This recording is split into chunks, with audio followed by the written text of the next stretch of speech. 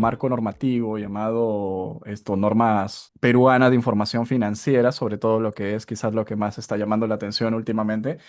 Y sobre todo, como me encanta a mí bastante cuando toco este tipo de temas, es quitarnos mitos de encima, ideas cerradas respecto a lo que significa una base normativa de información financiera, como son en este caso, las NPIF, ¿no?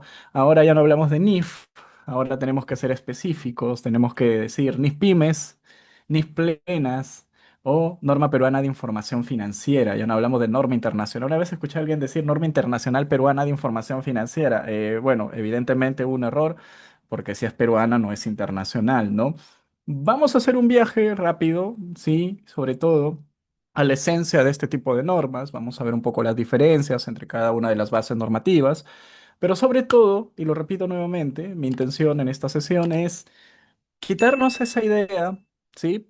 De que un sistema contable necesita cambiar y sacar formatos específicos para la adopción de NIF pymes y NIF o Norma Peruana de Información Financiera. Es una de las cosas que yo a veces hay por ahí algunos colegas que me preguntan, ¿no? Y me dice, profesor, ¿usted conoce un sistema que esté adaptado para las NIF pymes? Y mi respuesta es cualquiera. Cualquier sistema contable está adaptado para las NIF pymes. Y mi trabajo en la sesión de hoy es demostrarte el porqué de esa respuesta, ¿sí? Sé que muchas veces en el mercado existen sistemas que se ofrecen y se proponen y se promulgan, o más que nada se venden como sistema adaptado para NIF, pymes, ¿no? Como si fuera una adecuación específica y especial para esto. Pero vamos a ver que el criterio de una correcta adopción o presentación de NIF pymes está más allá del simple acto de presentar un reporte, sino que es un sistema que el éxito recae más que nada en la etapa de reconocimiento y medición. Ahí está el verdadero éxito al momento de identificar lo que yo estoy trabajando, si son mis plenas, si son mis pymes o si son normas peruanas de información financiera. ¿Ok? Para ello, necesito que vayamos a lo más básico, lo más esencial. Sí, esto va a ser un repaso rápido para entender la idea de cómo se empieza a hacer contabilidad.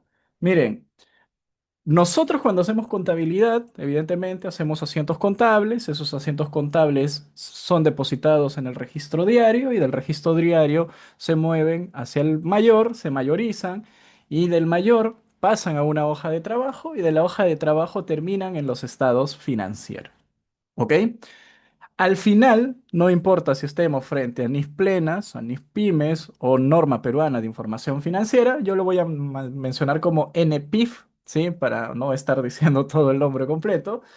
Al final, todos estos tres sistemas terminan en estados financieros, ¿ok? Es decir, que cuando nosotros vamos hacia la elaboración de estados financieros, que es nuestra meta final, que es lo que bueno, a redundar con el término, que es lo que al final buscamos, entendemos que los estados financieros son estructuras ordenadas de información financiera previamente elaboradas con criterios técnicos. Es decir, que tal como si yo se los he comentado, ¿ok? Permítame un momento. Listo. Tengo yo que respetar tres procesos básicos. O sea, no importa frente a qué base normativa estemos, yo tengo que elaborar tres procesos. El primero, observar el hecho económico. Es decir, yo estoy frente a una venta, un préstamo, la entrega de un activo, un robo, el consumo de productos, X situación. Una vez que yo observo el hecho, contablemente hablando, reconozco y registro en la contabilidad el efecto económico de dicho hecho. Es decir, si es que estoy frente al reconocimiento de un activo, por ejemplo, en la venta reconocemos una cuenta por cobrar, ¿verdad? Y un ingreso como consecuencia justamente del nacimiento de la cuenta por cobrar. Por ejemplo, en un préstamo yo recibo dinero, si bien es cierto, reconozco un efectivo entrante, también reconozco una obligación de pago y eso sería el pasivo. Y, por ejemplo, en el caso de un aporte de capital o en los asientos de cierre, ¿no? En el asiento número 17 reconozco, por ejemplo, el resultado del periodo, entre otras cosas. Y ingresos y gastos por diversas situaciones que existen N ejemplos que podríamos dar. Una vez que yo he hecho este proceso de reconocimiento y clasificación, recién al final de todo ese proceso, nosotros presentamos los estados financieros. ¿Sí? En pocas palabras, los estados financieros son un resumen de todos los activos, pasivos, patrimonios, ingresos y gastos que hemos reconocido en la etapa 2 como resultado de la observación del momento uno. ¿Por qué es importante entender esto de inicio, de nuevo, al inicio de esta sesión, de esta clase? Es porque, les decía yo, para llegar a la etapa de presentación de estados financieros, primero debemos haber identificado los hechos económicos y clasificado los elementos de los estados financieros. Si lo notamos, que el trabajo de sacar estados financieros bajo NPIF, NIF plenas o NIF pymes, en realidad está en la etapa 2, que es en la etapa de contabilización, ¿ok? Ningún sistema contable, ¿sí? Ningún sistema contable va a poder sacar estados financieros bajo NIF plenas, NIF pymes o NPIF si el contador no ha hecho la contabilidad siguiendo los criterios de las mencionadas normas. Es decir, que el éxito verdadero de presentar estados financieros bajo estos cuerpos normativos radica en el conocimiento del contador respecto a las normas que está utilizando. ¿Ok? No se dejen sorprender a priori frente a un sistema contable que les dice, mi sistema te saca los, vamos a decir, los formatos. Sí, los formatos que les voy mostrando rápidamente, que vamos a terminar llegando a ellos, que están acá, pueden estar configurados en el sistema de manera automática o puedes tener tú la ventana para configurarlos, como es en el caso de JB, que tiene un, vamos a decir, un sistema de configuración amplio que te permite configurarlo de la manera que tú desees, ya sea que quieres darle el formato de NIF plenas, quieres darle el formato de NIF, vamos a decir, pymes, o quieres darle un formato de NPIF, te soporta cualquiera de los estilos que tú quieras poner. Vuelvo a mencionar, el final, el formato lo eliges tú, pero el éxito de tu sistema o de tu estado financiero va a depender de la aplicación de estas normas. Para entendernos, ¿por qué hablo de estas normas? Sí, lo vamos a trabajar primero en un marco general y luego nos vamos a ir atacando uno a uno, viendo las diferencias, vamos a ver algunos ejemplos. Si nos da el tiempo, por ahí responder algunas preguntas al respecto. Quiero que recordemos lo siguiente. Antes, allá por el año 2000, por ejemplo, me ubico, 2010 quizás, ¿no? Siendo un poco más cercano, nosotros siempre estuvimos, vamos a decir, gobernados, de acuerdo al artículo 223 de la Ley General de Sociedades, a una única base normativa, que son las NIF plenas. Es decir, todas las empresas del sector estaban obligadas, de acuerdo, y lo repito nuevamente, con base al artículo 223 de la Ley General de Sociedades, ¿sí? Ley General de Sociedades, a llevar la contabilidad bajo NIF plenas, es decir, a ese conjunto completo de estándares contables que prácticamente suman un promedio de 60 normas, ¿ok? Cada una de ellas independientes, que nos hablaban de una amplitud de conceptos que iban desde el efectivo, el patrimonio, revaluaciones, estimaciones, valor razonable, entre otras cosas, que hacían que la complejidad de aprender y entender esas normas fuera mucho más grande y complicada para la mayoría de empresas. Sobre todo, ¿sí? Sobre todo si nos ponemos o tenemos en consideración, y esto es algo que quizás no se habla mucho, pero las NIF plenas fueron diseñadas y pensadas principalmente para corporativos, es decir, empresas como holdings, grupos económicos, ¿no? Empresas que movían conceptos financieros muy avanzados, que cuando una empresa pequeña, como un negocio que vende, no sé, 500.000 soles al año o que vende mucho menos que eso, vamos a suponer unos 100.000 al año, pues cuando se cruzaba con estas normas terminaba siendo demasiado agobiante todos los requisitos que se le pedía. Viendo ese contexto, el JASB, ¿sí? La misma organización que emite las NIF plenas, emite, ¿ok? Las normas internacionales de información financiera, pero para las pymes, que es una versión mucho más simplificada de las NIF plenas, ¿ok? Pero que evita, ¿sí? Tocar temas complejos. Vamos a ver por ahí unos ejemplos en donde se evidencia la simplificación del acto de la contabilización con el simple hecho de decir, ¿sabes qué? Yo no voy a aplicar las NIF plenas porque me está pidiendo que haga una serie de análisis técnicos, una serie de análisis económicos, financieros, para registrar mi asiento contable. Cuando mi empresa es chiquitita, mi empresa no cotiza en bolsa, mi empresa a las justas tiene un accionista y lo único que quiere saber es cuánto vendió, cuánto compró, entonces el proceso se reduce. ¿Ok?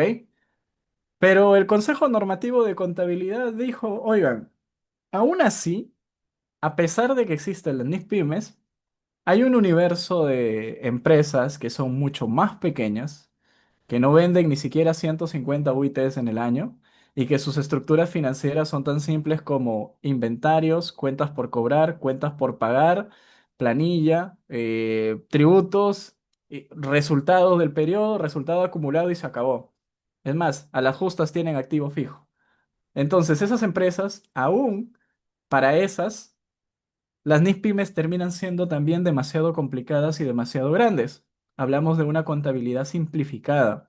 Por lo tanto, sale la norma peruana de información financiera, la cual, lo repito nuevamente, fue pensada para empresas chiquititas. Vamos a decir la contabilidad, disculpen, sin ánimo de ofender a nadie, la contabilidad de una bodega, la contabilidad de un negocio del mercado, la contabilidad de un emprendedor, que es casi casi una contabilidad italiana. ¿Qué significa o qué se entiende por contabilidad italiana, sobre todo la época del medioevo, ¿no? Es caja contra movimientos. Básicamente es un control de efectivo frente a salidas por pagos o cobros. Y así se movía la contabilidad italiana en sus primeros inicios. Entonces, para ese tipo de empresas, tanto es el punto que permítanme les muestro uno de los formatos que me vas a, ¿cómo se dice? Me van a entender más. Miren, el estado de cambios en el patrimonio neto tiene solo dos conceptos: el capital social y el resultados acumulados. Aquí, por ejemplo, yo considero que hay una omisión legal que es la reserva legal. Sí, la reserva legal, por más chiquita que sea, según Ley General de Sociedades, estás obligado a separarla, ¿no? Pero igual, la idea es esa. Ustedes no ven ahí excedentes de revelación, aportes, acciones en cartera, propiedades de inversión u otros conceptos que sí estarían detallados en un estado financiero bajo NIF plenas, ¿no? Entonces... Lo repito nuevamente, ahora nosotros tenemos a elección, según ciertos márgenes de ingreso, que ya lo vamos a ver, de aplicar criterios para poder decir cuáles son las NIF que yo debería de asumir. A ver. Eso significa que deberíamos de descuidarnos y deberíamos dejar de intentar aprender NIF plenas porque ahora están las NIF pymes o están las NIF, Perú, la información, las normas peruanas de información financiera, ¿no? Y ya no irme acá arriba, la respuesta es va a depender de tu objetivo. Voy a hacer un pequeño paréntesis y voy a dejar en claro de que estudiar o no estudiar las NIF plenas ahora se ve como un tema de metas y objetivos dependiendo hacia dónde vas a apuntar. Si tu intención es, vamos a decir, obtener un trabajo, desenvolverte o desarrollarte en las grandes ligas, evidentemente que vas a necesitar conocer NIS plenas. Si tu misión es moverte en un rango medio o tu proyección es, ¿sabes qué? Yo no quiero desenvolverme como un contador de planta de una empresa transnacional, sino lo que quiero hacer es quizás tener mi propio estudio y llevar emprendimientos medianos, las NIF pymes serían lo que tú necesitas aprender. Pero si tu intención es mantenerte, como se dice, llevando negocios bajos, ¿no? Que no vendan mucho y tener varios clientes, como lo suelen hacer algunos de mis conocidos, ¿no? Funciona. Si te sabes ordenar y le pones ganas, todos los modelos funcionan, pues sería la NIF o la norma peruana de información financiera.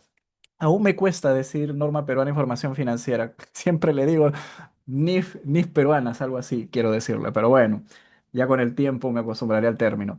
¿Qué quiero llegar o lo que quiero decir es, ahora estudiarla se ha vuelto una opción.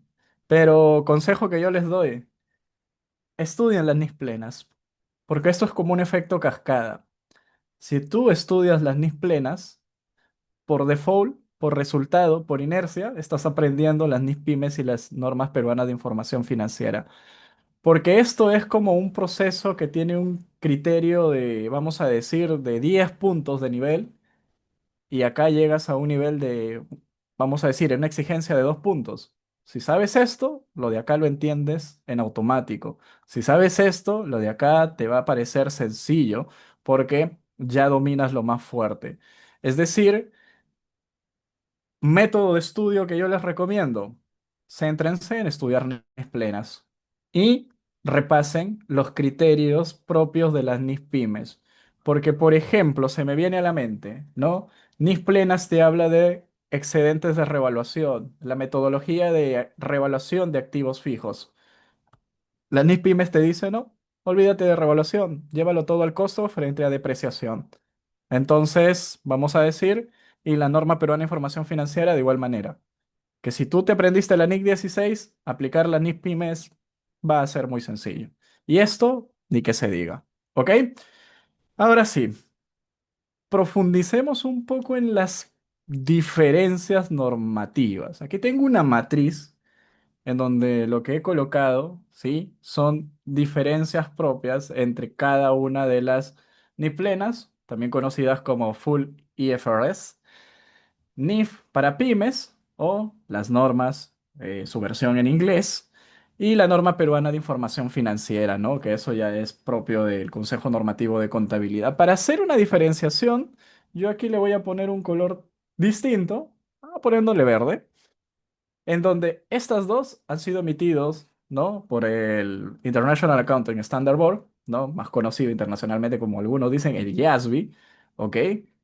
Y por el otro lado, la norma peruana de información financiera, el Consejo Normativo de Contabilidad. Sí, es decir, la primera diferencia es que las NIF, tanto plenas como las pymes, han sido elaboradas por el mismo órgano, por decirlo así, mientras que la norma peruana de información financiera, pues por el Consejo Normativo de Contabilidad. Ya he mencionado muchas de las cosas aquí, como por ejemplo el alcance, usuarios grandes, ¿sí? Estamos hablando de multinacionales, empresas con unos procesos económicos o unos movimientos patrimoniales bastante fuertes que necesitan pues un control económico, ya se dice a tope, ¿no? A todo dar, como dirían los españoles, a todo gas. Mientras que las NIF para pymes, empresas medianas, ¿sí? Privadas igual, pero sobre todo sin obligación pública de rendir cuentas, o sea, ¿a qué se refiere esto? Que, por ejemplo, si una empresa quiere ir a cotizar en la Bolsa de Valores de Lima, obligatoriamente va a tener que aplicar NIS plena sin importar su tamaño. Pero si tenemos una empresa pequeña, mediana, ¿no? Que no venda más de 2.300 UITs, pues entonces vamos a decir que la NIS Pymes le alcanza. Mientras que la norma peruana de información financiera, como les decía, hasta 150 UITs vamos a aplicarle tranquilamente las NIF, la norma peruana de información financiera. ¿Ok? Eh, si para aquellos que quieren saber el tema de los importes, que a veces uno dice, oye, ¿quiénes están obligados? Pues la norma habla que aquellos que tienen ingresos mayor a 2.300 UITs, vamos, vamos poniendo al nivel de números. Voy a poner por acá. ¿Ok? Lo voy a poner aquí como para ir haciendo algunas anotaciones. Miren, 2.300 suites, ¿sí? Como límite, 2.300 y voy a poner aquí 150 a 2.300 y acá, bueno, voy a volver a poner 150. Y vamos a utilizar como referencia la UIT del año pasado, ¿ok? Y vamos a poner 5.150 por los 2.300. Aquellas empresas que vendan más de 11.800.000 están obligadas a utilizar las NIF plenas. Es curioso porque conozco muchas empresas que sin ser grandes corporaciones superan este umbral y su contabilidad es bastante ligera. Si estás entre 2.300 UITs, desde, o mejor dicho, claro, desde 150, es decir, desde 772.500 hasta 11.845.000, puedes utilizar lo que son las NIF pymes, o debes utilizar las NIF pymes, ¿ok? Pero si tus ingresos, ¿sí? Son menores a 772.500, que justamente lo que hemos visto hace un momento, puedes utilizar tranquilamente la norma peruana de información financiera. Es importante resaltar lo siguiente, ¿ok? A veces nosotros pensamos o decimos, William, yo soy un contador, porque conozco, tengo colegas, alumnos que se esfuerzan a veces en dar lo mejor de sí y me dicen, mira, mi negocio o en la contabilidad que yo estoy llevando no es tan grande, pero yo no quiero aplicar las NIF pymes, yo quiero aplicar las NIF plenas, ¿ok? Esto es UIT, le voy a poner slash ingreso para aquellos que quieren saber qué estamos haciendo aquí, ¿ok? Estos son los ingresos, estos son NIF plenas, ¿ok? Estos son NIF pymes y esto es Norma Peruana de Información Financiera. Miren. Yo estoy acá. Mi umbral es esto. La empresa en la que yo estoy vende 2 millones al año y quiero aplicarle NIS plenas, porque tampoco es que tengamos muchas actividades, pero quiero llevarlo perfectamente. ¿No puedo llevar NIS plenas porque mi obligación está en la NIS pymes? La respuesta es, mira, cuando tienes este tipo de lógicas de niveles secuenciales de complejidad, si alguien que está acá, es decir, cuyos ingresos son 600.000 soles, supongamos, es decir, se ubica acá, quiere llevar NIF plenas, no hay nada que lo restrinja. Puedes hacerlo tranquilamente. ¿Por qué? Porque estás subiendo niveles de complejidad y cuando tú subes niveles de complejidad es porque tú lo deseas. ¿Qué es lo que no puede pasar? Que estando quizás a un nivel de 12 millones, el contador que tienes en planta, porque pasa, me ha pasado, dice, ¿sabes qué? Las NIC no me interesan. A mí simplemente declárame como dice la SUNAT, hay que llevarlo al caballazo la contabilidad. Bueno, ahí sí hay un problema, porque normativamente estás obligado, ¿ok? A reconocer tus estados financieros con base a las NIF plenas. Tú que estás acá, en este nivel, por tus ingresos que has obtenido, no puedes bajarte a la NIF pymes, ni mucho menos a la norma peruana de información financiera.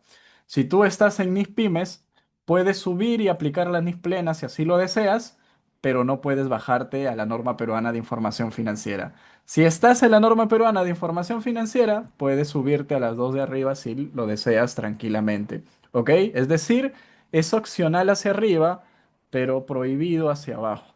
Lo digo porque hay quienes plantean esa duda, ¿no? ¿Estoy obligado a hacerlo 100%? Y si quiero aplicar lo otro que es más complejo, bueno, aplícalo.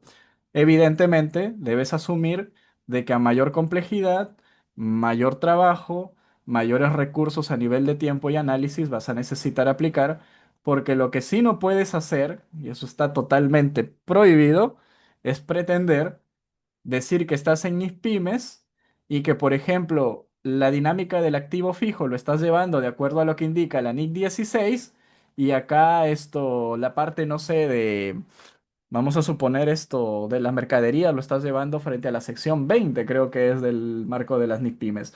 O la sección 25 que te habla acerca de los contratos de arrendamiento. Es decir, no puedes mezclar criterios.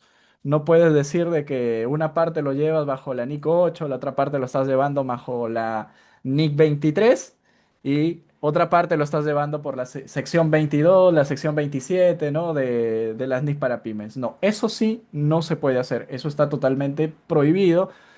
Es, elige tu marco normativo según lo que te convenga, pero sobre todo según tu nivel de ingreso y recién ahí comienza a elaborar tus estados financieros, tu contabilidad, sin, valga la redundancia, o más que nada, más que redundancia, haciendo la aclaración de que no puedes mezclar criterios, ¿no? Muy bien. Número de estándares. No sé si ustedes han tenido la oportunidad ya de revisar la guía, más que la guía, esto, las normas, la guía práctica de esto, de la norma peruana de información financiera, y si han tenido la oportunidad también de descargarse las NIF pymes. A diferencia de las normas internacionales de información financiera, lo que nosotros tenemos es, por ejemplo, es varias normas independientes. Tenemos la NIC 1, que ya falleció técnicamente o está falleciendo este año, porque lo que viene después es esto, ¿cómo se dice? La NIF 18, ¿sí? Con las nuevas estructuras, sobre todo el estado de resultados. Tenemos la NIC 2 de inventarios, tenemos la NIC 7 de presentación de estado de flujo de efectivo, tenemos una serie de normas que todas y cada una trata un tema diferente, de manera independiente. Mientras que en el caso de la NIC Pymes es un solo documento. Y ese documento contiene una serie de secciones, ¿no? Te da la sección uno, sección 2, sección 3 y en cada sección te da datos o te da indicaciones que son mucho más fáciles de aplicar de lo que son las NIF plenas. Es decir, lo que sería una sola NIF en las plenas termina volviéndose un solo documento, un solo contexto en las NIF pymes. Un promedio, lo repito nuevamente, de 60 normas se condensan en un solo documento en el caso de la NIF Pymes. Y las normas peruanas de información financiera, ¿ok?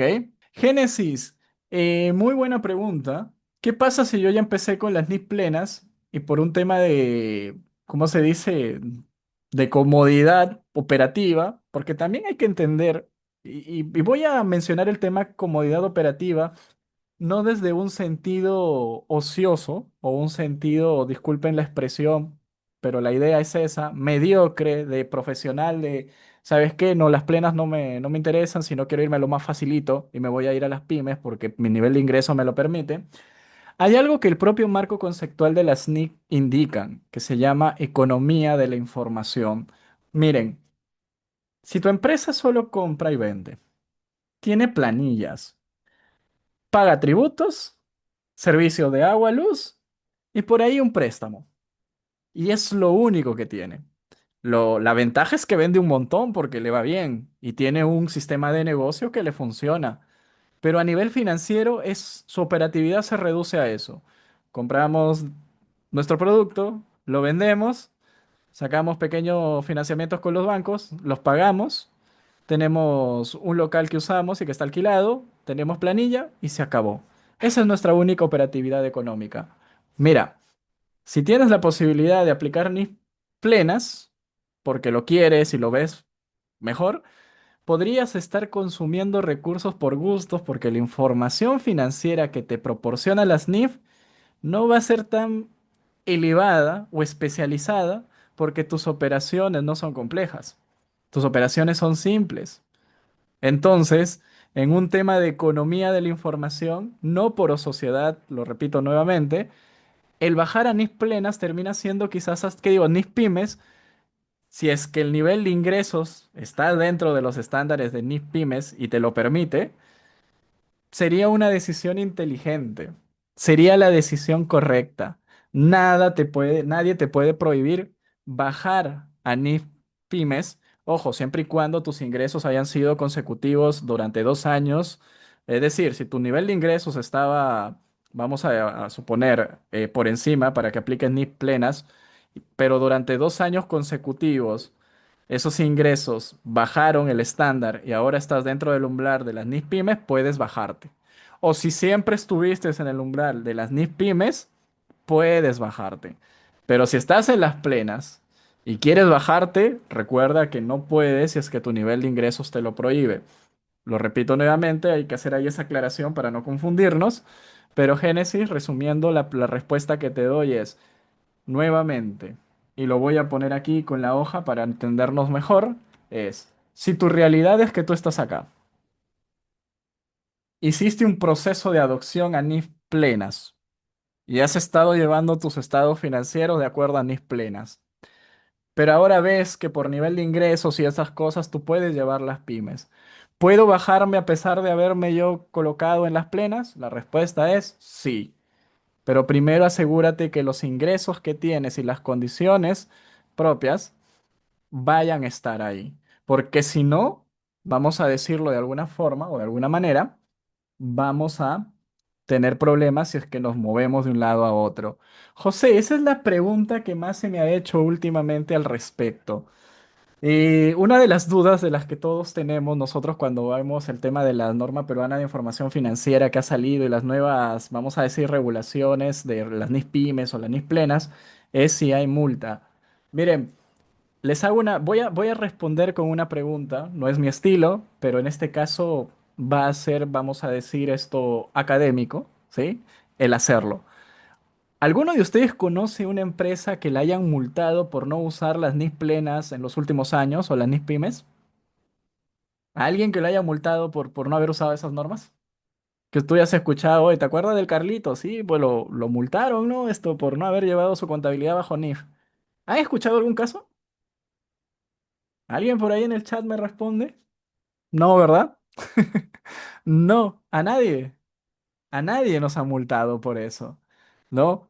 Ahora, otras personas dirían, bueno, entonces, William, mucho gusto, ya estuve perdiendo mi tiempo aquí esto en la clase porque si no hay multa, entonces me voy, ¿ok? Me voy. Y no, tranquilo amigo, no te vayas porque lo que voy a decir a continuación es muy importante. No hay una sanción en automático por no llevar las normas internacionales de información financiera en su nivel de pymes o su nivel de plenas o no llevar la norma nacional o la norma peruana de información financiera. Pero lo que sí hay es un potencial colateral en el aspecto o en el espectro tributario. Ustedes recordarán, miren, me voy a ir al lado tributario, es inevitable. A mí me gusta echarle miedo a veces a los contadores para que apliquen NIF, no con las NIF, sino con la norma tributaria. Norma, ¿sí? Norma 9 del título preliminar, del título preliminar del Código Tributario. Dice más o menos así. En lo, en lo referente, no recuerdo bien exactamente los términos, pero la idea es esta. En aquellos, ¿sí? En aquellos casos en los que la norma tributaria no haya, ¿sí? No haya definido, entiéndase esto como tipificado, disculpen, tipificado, un tratamiento, ¿ok? Un tratamiento para el tema en análisis, voy a ponerlo en mayúscula y en negrita, puede usarse otras bases normativas. Miren, les pongo un ejemplo, que esto incluso hay una serie de cantidad de RTFs que ustedes no pueden imaginarse, en donde a veces las gana SUNAT y a veces las gana el contribuyente. Pero el problema siempre es el mismo. Mantenimientos o mejoras. Para quienes siguen las clases de Contagea, esta parte o este caso o este ejemplo ya lo deben de haber escuchado más de una vez. Pero es que es perfecto, ¿ok? Silmer, sí, sí, sí, sí. Una empresa que cotiza en bolsa, lo comentaba hace un momento, obligatoriamente tiene que presentar sus estados financieros bajo NIF porque estamos hablando de que está obligado a proporcionar información financiera de alto nivel. ¿Ok? Está obligado a presentar usar las NIF. Esto es para aquellas empresas que no cotizan en bolsa. Una de las reglas no solamente es el nivel de ingresos, sino también el si cotiza o no cotiza o está obligado a proporcionar información financiera de esa calidad por alguna institución o entidad pública. Si no estás dentro de ese aspecto, evidentemente que podrías, ¿cómo se dice? Trabajarlo con la NIP Pymes o la norma peruana de información financiera. Permítame cerrar el ejemplo, por favor, del por qué debes usar las NIF que te corresponden, como mínimo la que te corresponde, si quieres una mayor, pero la que te corresponde como base, ¿ok?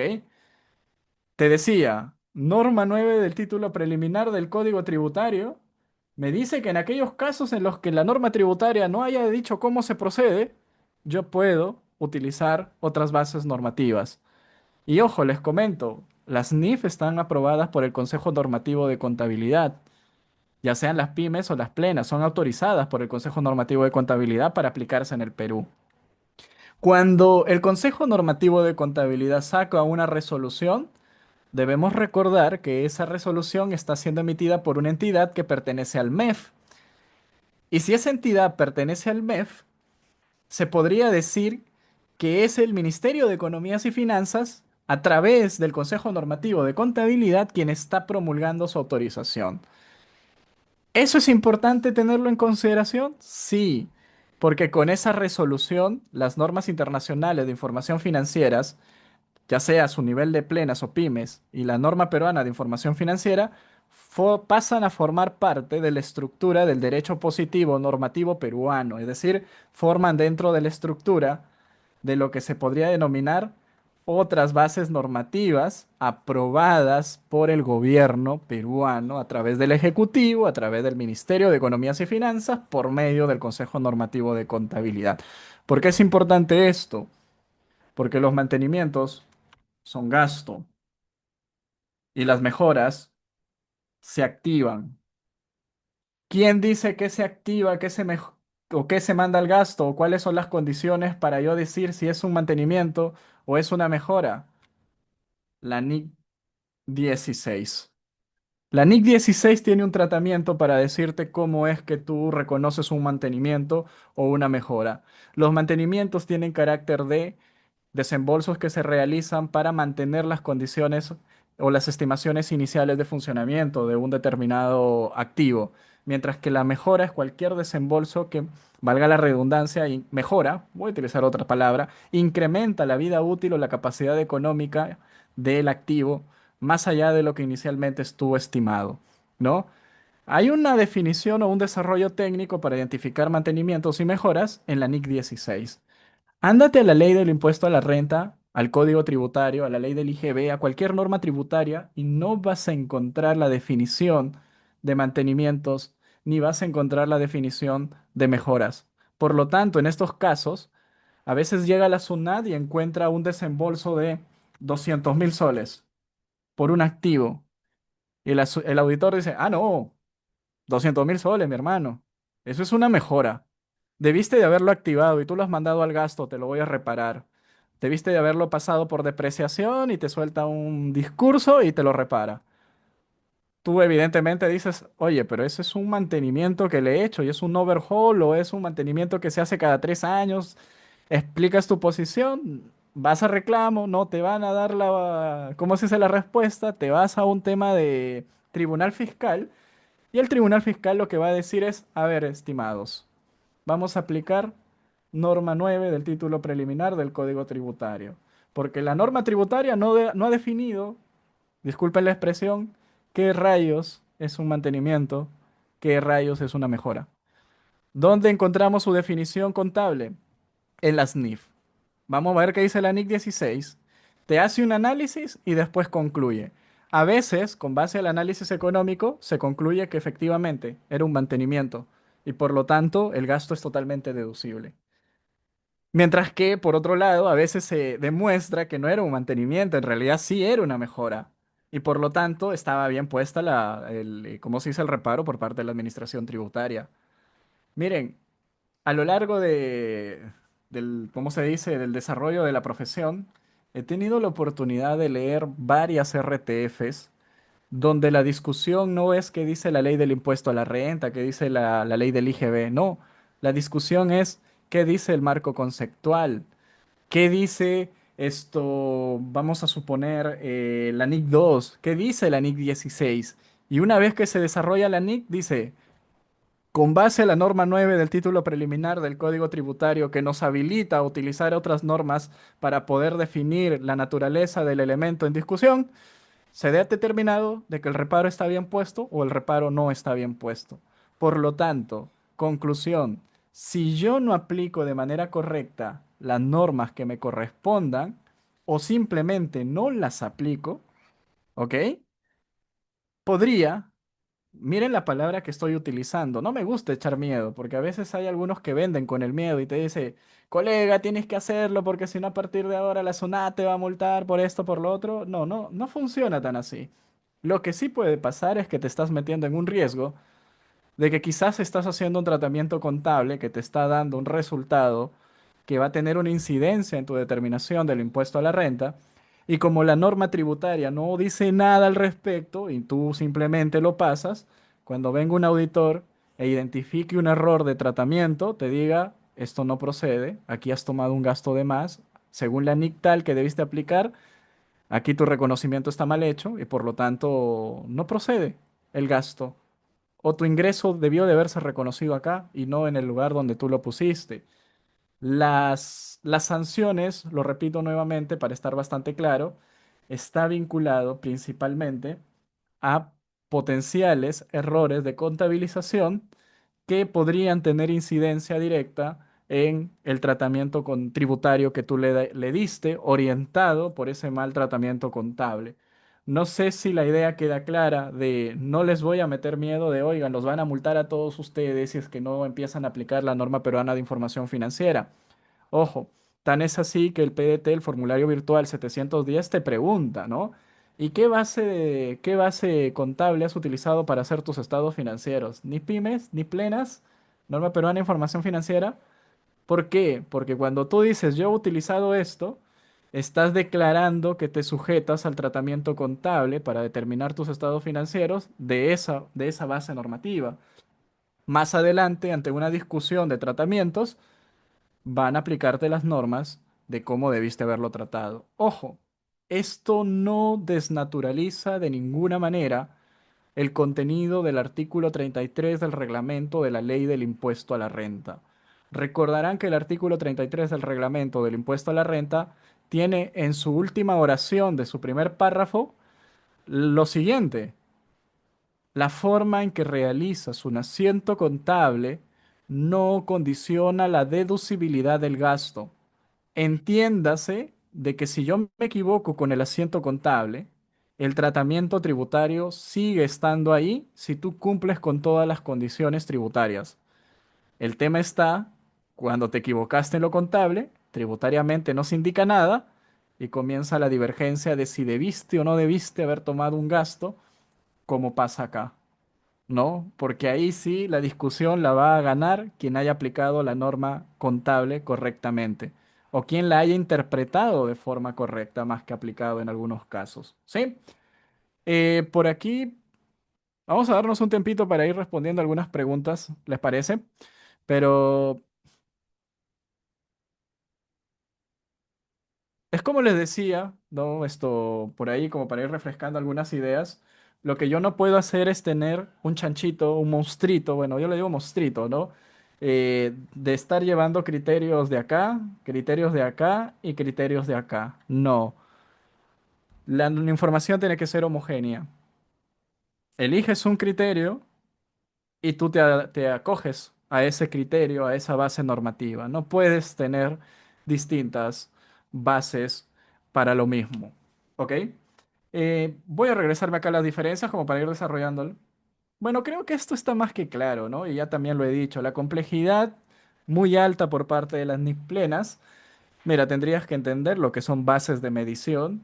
En realidad, por ejemplo, vamos a decir, la norma peruana de información financiera trabaja bajo el principio de acumulación o devengo, que eso es básico en todas las bases normativas, ya sea las NIC plenas, las pymes, ¿no? Y la norma peruana de información financiera, pero trabaja principalmente bajo el método del costo. No vas a encontrar el concepto de valor razonable, por ejemplo, ahí. En cambio, en el caso de las NIC plenas, valor razonable, costo de reposición, esto, valor descontado, ¿no? O valor presente, eh, BNR. O sea, son como 17, 15 bases de medición diferentes que podríamos mencionar en las NIF plenas. Una mitad, quizás 3, 4, 5 en mis pymes y solo una en el caso de norma peruana de información financiera, que es el costo. No encuentras otras cosas más allí, eh, sobre todo a nivel de activos en general. Es decir, es más que claro de que NIF plena es muy complejo, NIF pyme es complejidad moderada y norma peruana de información financiera muy, muy básico. Ahora, los criterios también se observa la facilidad a nivel de los estados financieros requeridos. Porque por ejemplo, en el caso de las NIP plenas, el conjunto de estados financieros es balance general, estado de resultados, el estado de cambios en el patrimonio, el estado de flujo de efectivo y las notas a los estados financieros. Y se llama juego completo porque si falta alguno de ellos, no estás cumpliendo correctamente con la presentación de estados financieros. Es decir, todos son obligatorios.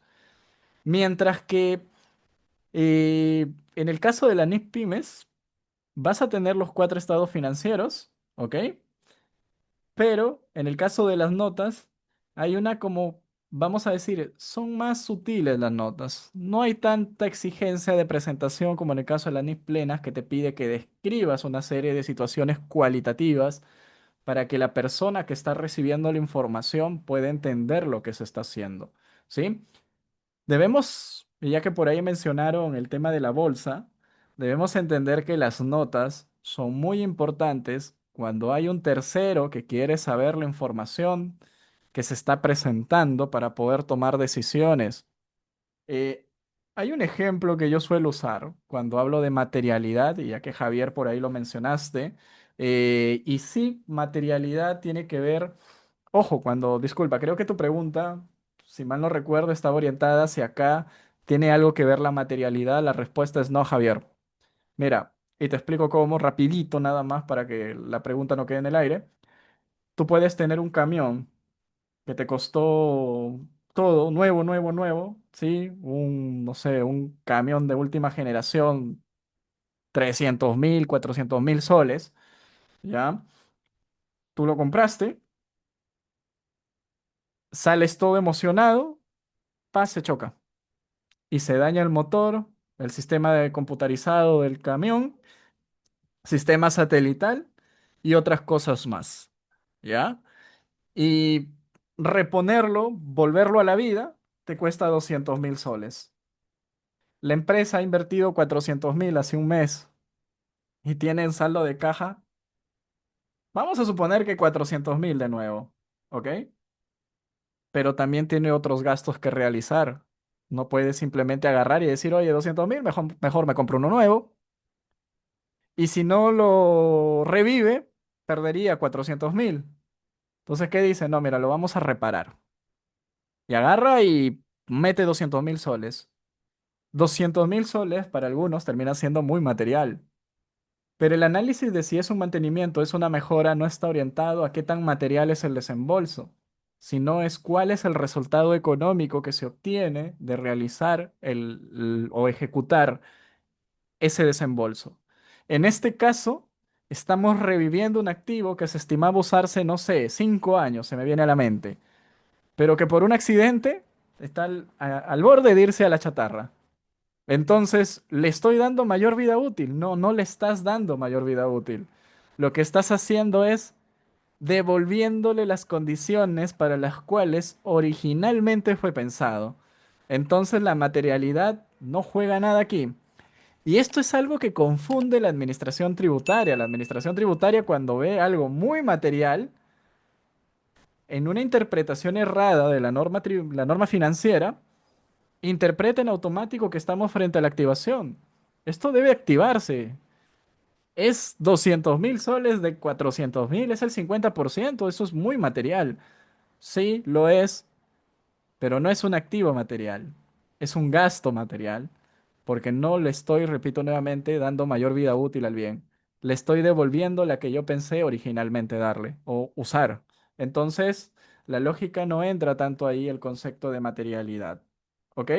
Ahora, les decía, cuando yo explico a veces o desarrollo temas de materialidad, y sobre todo cuando hablamos de notas a los estados financieros, porque quiero que vean aquí en tema de diferencias, que mientras que las NIF plenas me exigen las notas sean complejas y que te den toda la información, mientras que las NIF pymes se requieren algunas notas, otras no, y y la explicación es muy simplificada, ¿sí? No es tan exigente a nivel de lo que se tiene que decir. Y alguien diría, ¿y por qué es importante que yo diga cosas en las notas? Recuerden, NIF plenas, ¿sí? NIF plenas están pensadas principalmente para entidades que cotizan en bolsas, grandes corporativos, empresas que quizás no cotizan en bolsa, pero tienen una composición patrimonial y accionarial muy grande que hace que más de una persona a veces decida seguir invirtiendo en el negocio, vender sus acciones, moverse por un lado, irse por otro donde se mueven grandes préstamos, ¿no? Por ejemplo, vamos a hablar una deuda estructurada, por ejemplo, de una minera que necesita, no sé, 100 millones de dólares para un proyecto, levantamiento de un proyecto minero. Entonces está estructurando deuda con tres bancos. Tres bancos se están juntando para desembolsarle por etapas esos 100 millones, ¿ok? ¿Qué le van a pedir de lleno?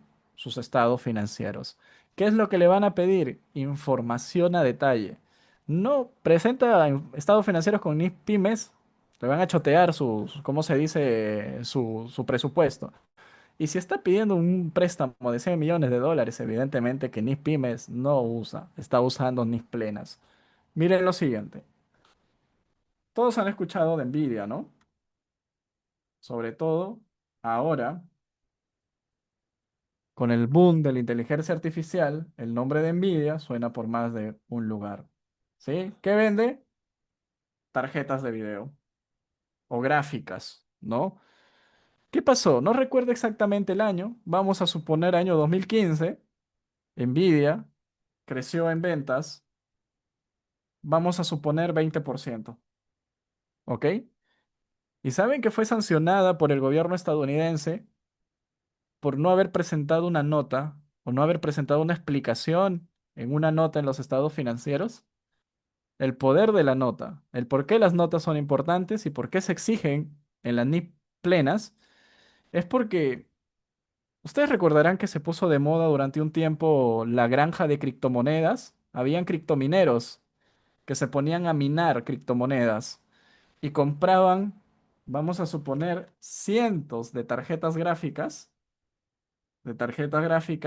pero no para jugar LOL, ¿no? No para jugar Dota, Warcraft, StarCraft o esos juegos, no.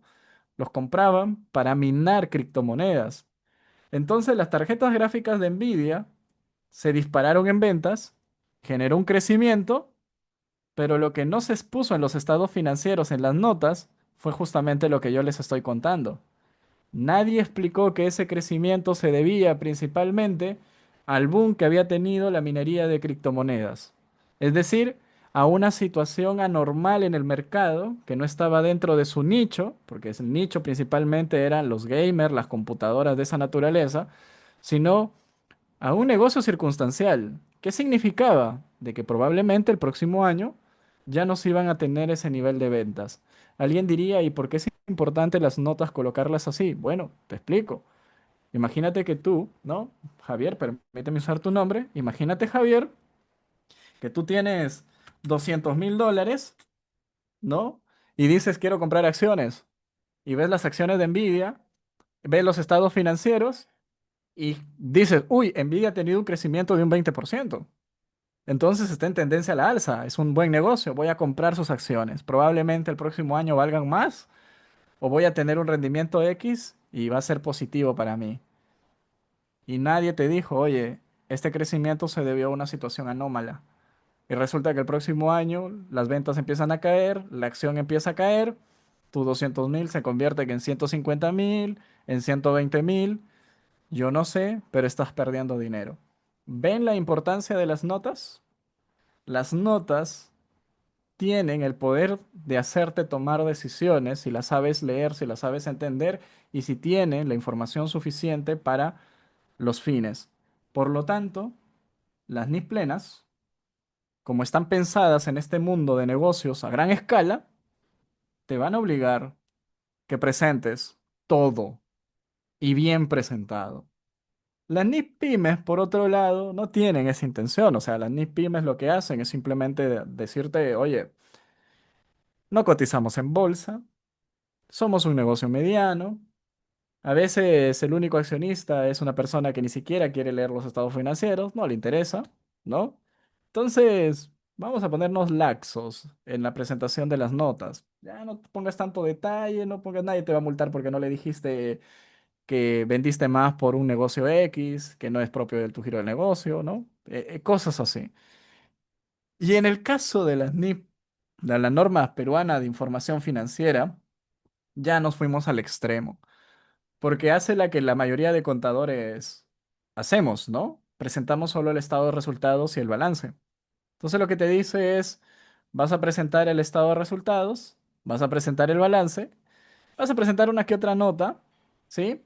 El estado de flujo de efectivo ya si quieres lo presentas, si no, no lo presentas, pero igual si vas a tener esto, ¿cómo se dice? Financiamiento o quieres se recomienda tenerlo pues para poder presentarlo al banco. Y el estado de cambios en el patrimonio, solo si han habido variaciones significativas en el capital. Es decir, que si tu capital no se ha movido para nada, es como que ya no necesitas presentar el estado de cambios en el patrimonio, porque ya el resultado del periodo está en el balance. ¿Notan la simplificación? O sea, es llevar la información a su nivel atómico más pequeñito y funcional, en el caso de la norma peruana de información financiera, al momento de presentar los estados financieros. ¿Sí? Lo que vamos a hacer en este momento es un repaso de la dinámica financiera de cómo funcionaría si es que yo estoy llevando esta norma peruana de información financiera. Y en principio, nuestro control, creo que muchos que en algún momento tuvimos la oportunidad de llevar un libro diario simplificado, recordaremos un poco esta estructura, ¿no? La estructura en la que tenemos las cuentas de manera horizontal hacia la derecha y tenemos los datos contabilizados a nivel de dos dígitos, ¿cierto? También recordará, yo tengo muy malas experiencias con este formato porque de simplificado para mí no tiene casi nada. O sea, para mí es más trabajoso este formato que el que normalmente realizamos.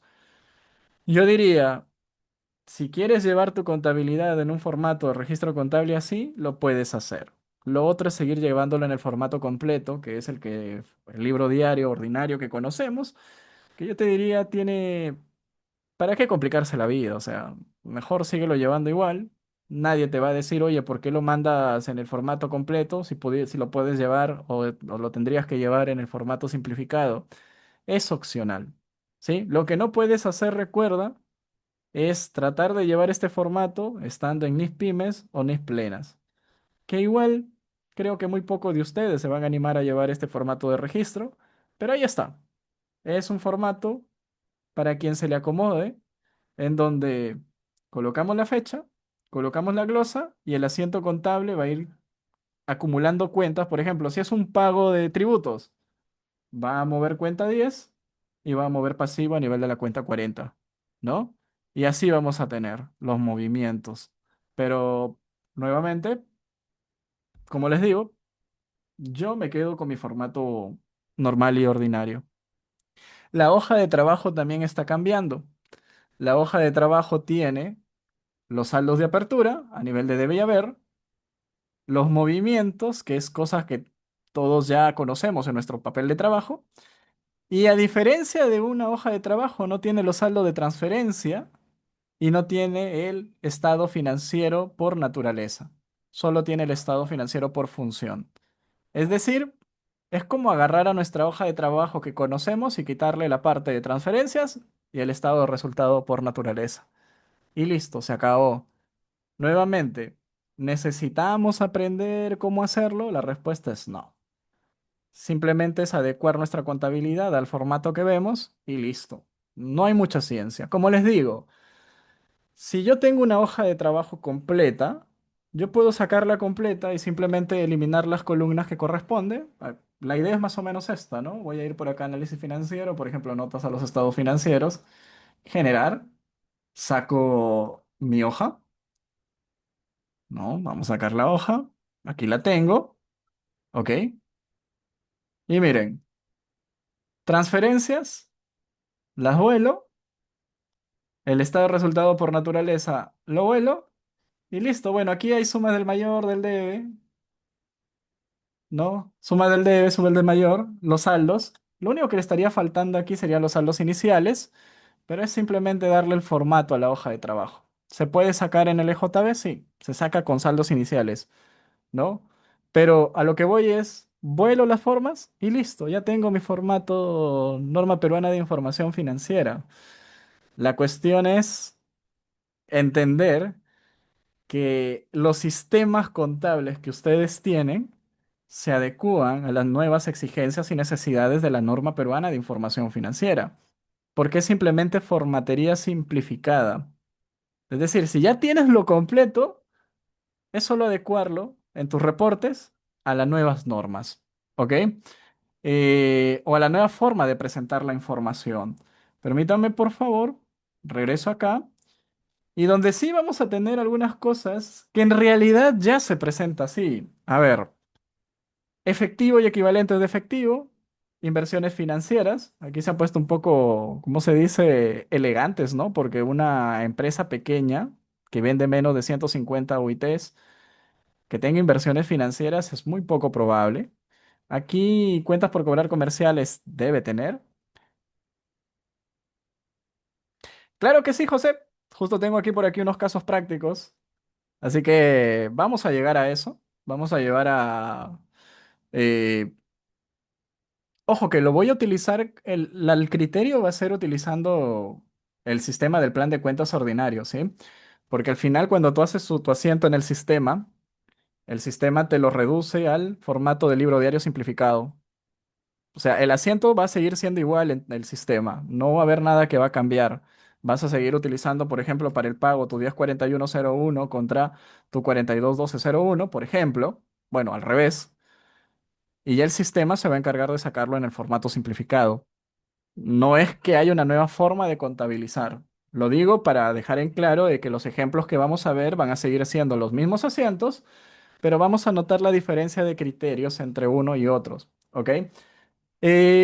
Lo repito nuevamente un poquito para ir avanzando. Si ustedes se dan cuenta acá, la estructura es la misma. Estoy seguro de que todos aquellos que tienen EJB ya presentan estados financieros en esta estructura, porque solo tienen propiedad, planta y equipo, tienen inventario, cuentas por cobrar, quizás otros activos, ¿no? Efectivo, y acá tienen esto, cuentas por pagar tributos, préstamo, cuentas por pagar comerciales, y capital y resultados acumulados. Aquí está faltando reserva legal, ¿sí? Ahí es una observación. Pero esta estructura simplificada, la gran mayoría de nosotros ya la hacemos. No hay novedad. Ahora, en el caso del estado de resultados, lo mismo, noten. ¿Cuál es la diferencia? Ninguna. Quizás la diferencia se va a notar cuando empiecen a aplicarse la NIF 18, que me obligue a reestructurar la presentación del estado de resultados por actividad de operación, actividad de inversión, actividad de financiamiento, para quienes apliquen NIF plenas. Pero para aquellos que apliquen NIF, o sea, Norma Peruana de Información Financiera, por ejemplo, va a seguir con la misma estructura que conocemos de toda la vida. Aquí no hay cambio, aquí no hay la necesidad de crear un módulo en el sistema para que emita reportes bajo NIF Pymes. Hago mucho esa aclaración porque he visto algunos sistemas que están vendiéndolo como innovación y están a veces obligando a renovar licencias, a pagar un poco más por los módulos, ¿no? Diciendo, mi sistema emite reportería Norma Peruana de Información Financiera, ¿no? Eh, bueno, no voy a dar nombres, pero ya por ahí me han llegado algunos. La cuestión es que entendamos que como podemos estar viendo a lo largo de la clase, se trata más de cómo yo hago la contabilidad que cómo se va a presentar. Miren, esto de acá, yo tengo configurada, no aquí, sino en una empresa, por ejemplo, con las que trabajo, un estado de cambio en el patrimonio neto así, igualito. Porque el sistema te permite, por ejemplo, lo digo para todos aquellos, bueno, hasta ahí nada más me voy a permitir hacer mi comentario. Lo importante siempre es tener en consideración y conocer lo que se está pidiendo. Miren, si ustedes que tienen EJB se van a la parte de configuración de formatos y se van a la parte de estado de cambios en el patrimonio, ustedes pueden darle el formato que ustedes quieran. Es decir, ¿qué conceptos quiero poner? ¿Quiero poner capital adicional, acciones de inversión, resultados no realizados? Tú dices, no, yo solo quiero capital y resultados acumulados. Se acabó. Listo. Entonces, cuando saquen su estado de cambios en el patrimonio neto, mágicamente les va a salir en el formato Norma Peruana de Información Financiera. ¿No? ¿Tuvieron que pagar algo más? No. Lo único que tuvieron que hacer fue adaptar el sistema para las necesidades de reportería que ustedes tienen. No hay, lo repito nuevamente, la necesidad, o sobre todo, no se dejen sorprender por aquellos que les están vendiendo la idea de que esto va a cambiar la forma de hacer contabilidad. No, señor.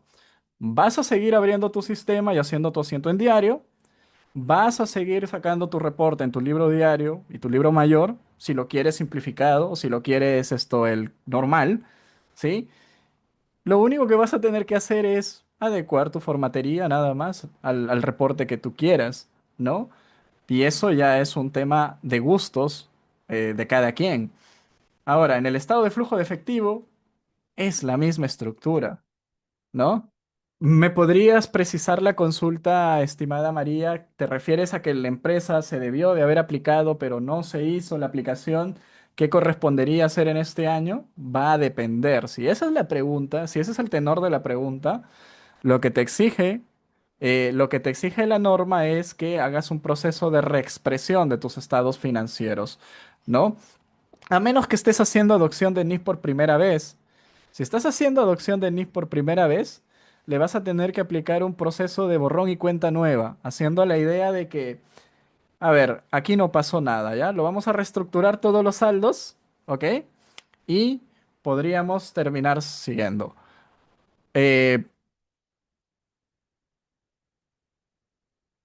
¿Te refieres al sistema del EJB, estimada Luz? ¿O te refieres a cómo yo saco un estado de flujo de efectivo de cualquier empresa, en cualquier sistema, en cualquier, bajo cual? En el EJB, permíteme rapidito, es un proceso de configuración, ¿sí? También es configuración. Me voy a ir a tablas, no tablas de cierre. Estoy traumado, estoy haciendo cierre en algunas empresas. Me ha quedado ahí. Tablas generales. Voy a poner efectivo. Voy a entrar a la configuración S3. Y lo primero que tengo que hacer, Luz María, es poner todos los conceptos que yo creo o que yo uso en mi empresa, como por ejemplo ingresos operativos. ¿Por qué conceptos ingresan operativamente en mi empresa? Pues el asiento de apertura mueve efectivo de ingreso. A veces hay transferencias entre cuentas. Yo le cobro a los clientes. Cobro de honorarios o comisiones, por ejemplo, es algo que no las empresas a veces no reciben en efectivo. Yo lo puedo eliminar, ¿no? Este concepto de acá. A veces cobro intereses, sí, pero ahí vas a tomar la decisión, por ejemplo, de que sea actividad de operación o sea actividad de inversión, ¿no? Dividendos, pero hablamos de que tú podrías cobrar dividendos si es que eres una empresa que mantiene acciones en otra, que no es común. O sea, tú podrías ir eliminando o creando conceptos acá, ¿ok? De ingresos por actividades de operación. Lo mismo, egreso de actividad de operación, pago de planillas, pago de tributos. O sea, tú vas escribiendo y vas creando los conceptos en esta tabla, en la tabla 13. Es tan simple como poner, por ejemplo, no sé, pago proveedores chinos, yo lo voy a poner, pago de proveedores chinos y creo, ya muy bien, tengo un nuevo concepto de flujo de efectivo. Una vez que haya terminado de hacer toda esta configuración, yo tengo que venir y decirle cada concepto que yo estoy creando, configuración de formatos, acá, estado de flujo de efectivo financiero, miren, no hay nada, tengo que crearlo, ¿no? Código 001, ¿no? Esto va a ser un título y se va a llamar estado de flujos de efectivo.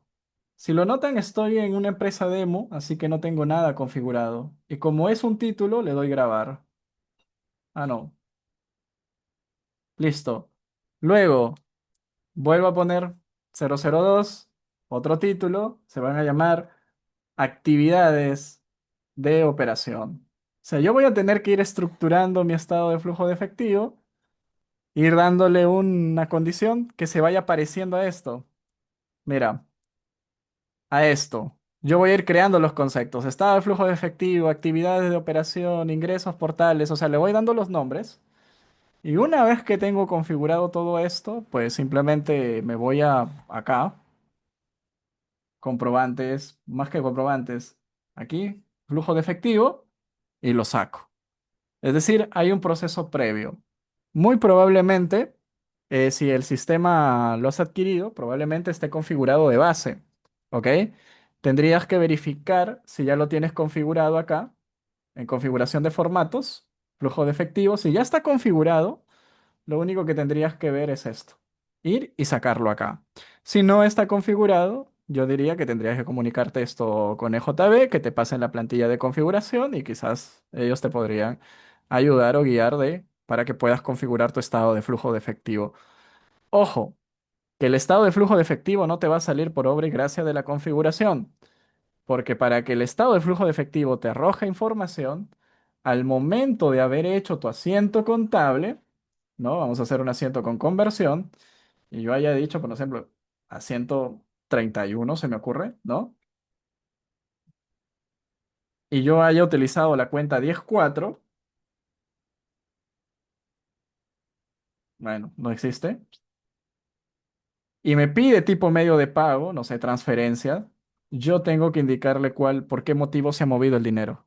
Si yo le digo que ha sido por un cobro a clientes, como yo he configurado ese concepto de cobro a clientes en una partida, se va a acumular en la partida del estado de flujo de efectivo. Pero si yo no he hecho los asientos contables asignándole esto de acá, por más que lo hayas configurado, no te va a salir el estado de flujo de efectivo. ¿Ok?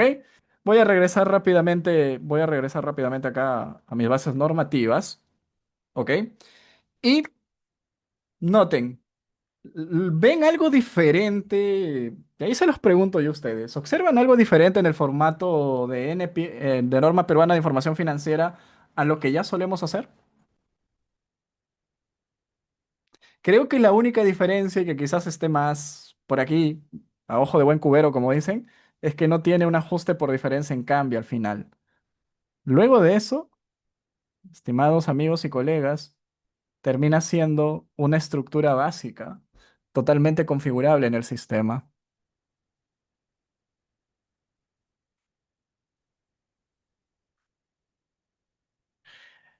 Eh, María del María, o sea, ¿a qué te refieres con la pregunta cuando dices en el caso se aplique por primera vez, el asiento contable se estaría considerando enero o en cualquier mes del año? Ah, no, mira, ve, lo que te estaba comentando, ¿no? Respecto a la aplicación de adopción en NIF por primera vez.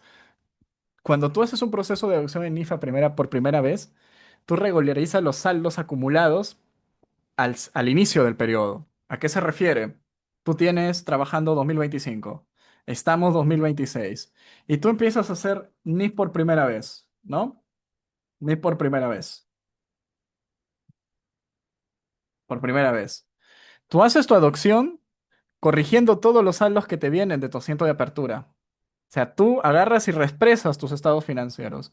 En el caso de las NIS pymes es facilito porque las NIS pymes te dicen ya, haz como si nada hubiera ocurrido mal, reexpresa cómo debería ser verdaderamente todos tus saldos y haz un asiento corrigiendo todo. ¿Dónde? Al inicio del año. Un asiento donde corriges cualquier error de los años anteriores. Y en el año en curso, bueno, lo llevas de acuerdo a NIS, pues, ¿no? Como tendría que ser. No sé si en tu caso es NIF pymes o NIF plenas, porque en el caso de Norma Peruana de Información Financiera es mucho más sencillo. O sea, es sencillo, es igualito a como yo te digo. La adopción es simplemente, dices, ah, mira, el saldo en realidad no era 300, era 400. Ya, entonces corrígelo, ponle 400. ¿Y la diferencia? Cuenta 59. Es simplemente un asiento donde vas corrigiendo saldos. Vas corrigiendo saldos y vas corrigiendo saldos. Eh, una cosa es comentártelo y otra cosa es mostrártelo. Déjame ver algo. Creo que aquí tengo la S13. No, tampoco. Tampoco. La S2. Tampoco. Tampoco. Ahí está. Transición de las NIP para pymes. Si tú lo fijas, las exigencias de la transición de las NIP para pymes es simplemente agarrar tu estado financiero, expresarlo según lo que dice la norma de NIP para pymes y posteriormente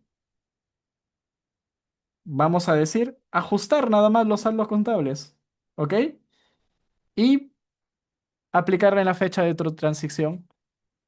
Al 1 de enero de 2023 en la fecha de transición. Este ejemplo que se desarrolló se hizo porque se estaba trabajando eh, una adopción de NIF para pymes al 31 de diciembre de 2024. Tu fecha de transición es, vamos a decir, el 1 de enero del año anterior, porque se tiene que trabajar comparativos. O sea, tiene sus reglas. Si me pongo a desarrollar una a una las reglas, vamos a marearnos un poquito porque cuando no se ve el ejemplo en un caso práctico, mucho verbo marea y termina generando confusiones, ¿sí? Pero sí se tendría que hacer con trabajo al 1 de enero 2025. Exactamente, exactamente.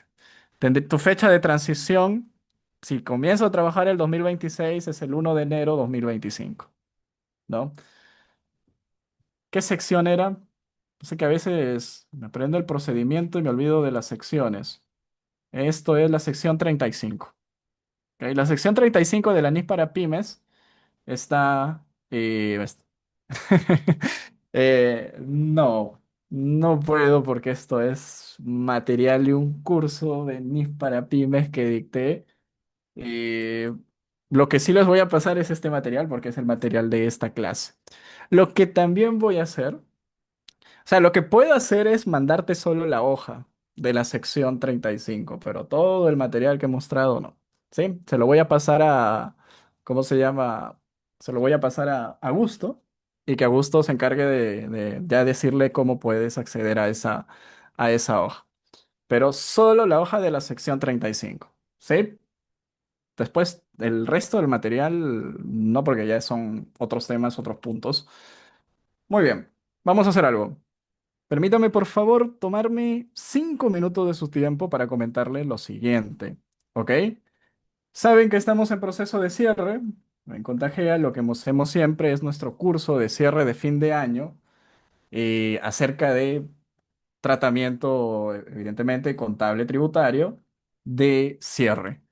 Lo diferente al del año pasado, alguien dirá, William, yo ya llevé el año pasado el curso, esto de cierre contable y tributario, no me interesa volverlo a llevar, es que este año hemos redefinido la forma de enseñar tributación en el sentido de que esta vez queremos volverlo más dinámico, mucho más completo y mucho más interactivo. Miren lo siguiente, lo que les voy a mostrar. Tratamiento de cuentas por cobrar, de estimación de cobranza dudosa, por ejemplo, que es una de las cosas que nosotros solemos ver o solemos observar. Lo que hemos tratado de diseñar en este caso es, primero, entender la parte financiera a través de una exposición dinámica de las diferentes estructuras de los asientos que acreditan todo el proceso, desde la venta de la mercadería, la pérdida de la confianza, es decir, el reconocimiento de la pérdida, es describiendo los conceptos que sustentan el asiento. Además de eso, por ejemplo, recuperación. ¿Qué pasa si es que se recupera la confianza respecto a la operación? ¿O qué pasa si es que no se recupera y tengo que hacer la baja de activo?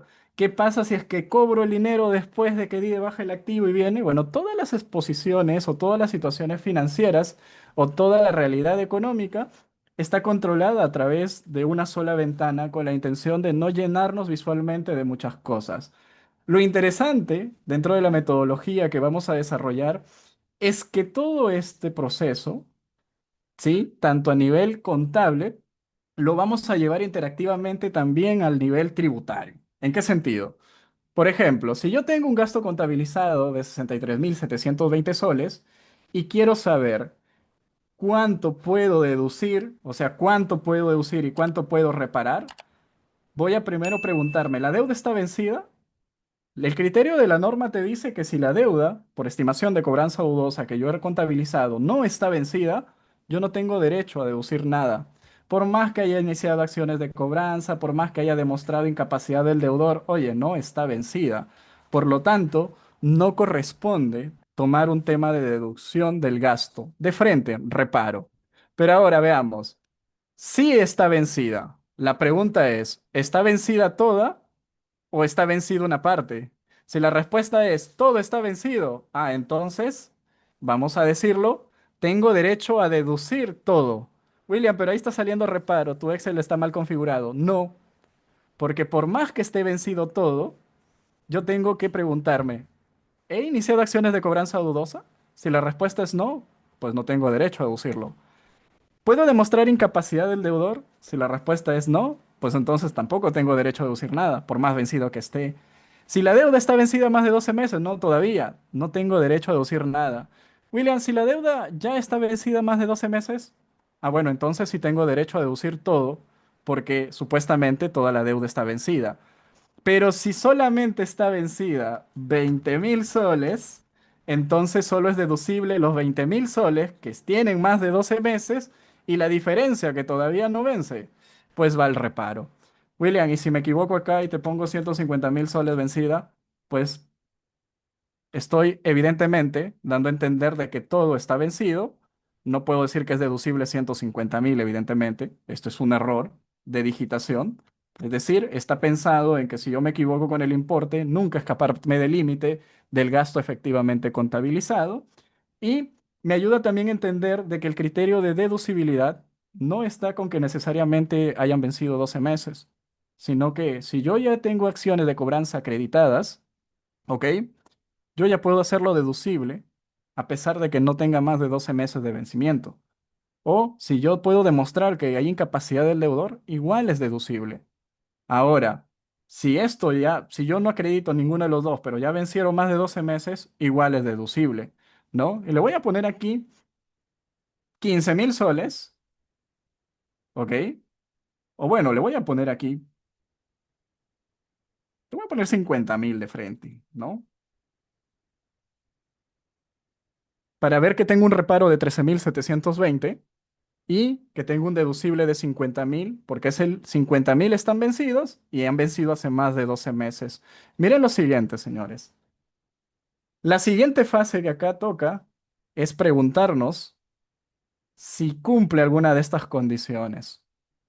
Porque si esta deuda está vinculada o esta estimación de cobranza dudosa está vinculada a un ingreso no grabado o exonerado, por más que yo quiera, no lo voy a de poder reparar nunca. ¿Ok? Si tiene garantía real, tampoco lo voy a poder hacer deducible, es un reparo permanente. Si no lo he contabilizado en el libro de inventarios y balances, no lo voy a poder hacer deducible. Para yo poder terminar haciendo deducible el gasto, es, vamos a decirlo, tener necesariamente que cumplir con tres condiciones básicas.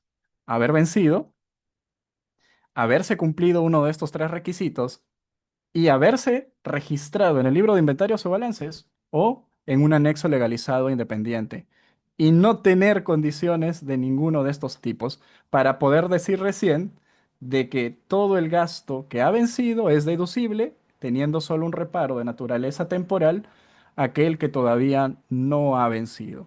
Como lo notan, es un material que ha sido pensado en con detalle legalizado, estimada Luz. Anexo detalle legalizado. Es decir, yo llevo un control, no en el libro de inventarios y balances, pero sí tengo un control en un anexo legalizado que me permite controlar la estimación de cobranza dudosa. Y esto no lo digo yo, no me lo he inventado yo, es lo que dice la jurisprudencia. ¿Ok? Miren, así como esto, se ha diseñado un cuadro de control de fehaciencia con el cual nosotros podríamos controlar los criterios de prueba respecto a si algo es fehaciente o no fehaciente, dependiendo de los controles probatorios. Por ejemplo, el agua, ¿no? ¿Es material, no es material? Dependiendo de esto van a ver los criterios que pueden ir cambiando y puedo yo ir colocando de si el riesgo que tengo respecto a este gasto es o no es reparable por fehaciencia. ¿Ok? Noten que si yo cumplo con tener una serie de cantidades de conceptos, va a ir cambiando. Si yo digo que no es material y que no tengo esto, igual es fehaciente. Pero si para mí es material, existe un riesgo bajo de que me reparen. Si yo hago esto, sigue haciendo cálculos y me dice que si no tengo sustentos, ni recepciones, ni órdenes de compra, ni nada, mira, este gasto, según jurisprudencia, es muy probable que me lo consideren como no fehaciente. Y si es no fehaciente, me lo va a reparar. Y si me lo repara, cuando yo lo llevo al cuadro de causalidad, técnicamente no lo voy a poder deducir. ¿Ok? Noten que no tengo deducible nada. Aquí yo lo que tengo más bien es un control de causalidad respecto a la normalidad, la razonabilidad general del gasto, o si tengo un sustento que me diga que es necesario y por lo tanto es causal. Es decir, el material, como lo pueden ver, en este caso de este curso, les muestro otro ejemplo con el tema del EBITDA, que me hace un control del EBITDA dependiendo del año en el que yo esté, ¿sí? Dependiendo del año en el que yo esté.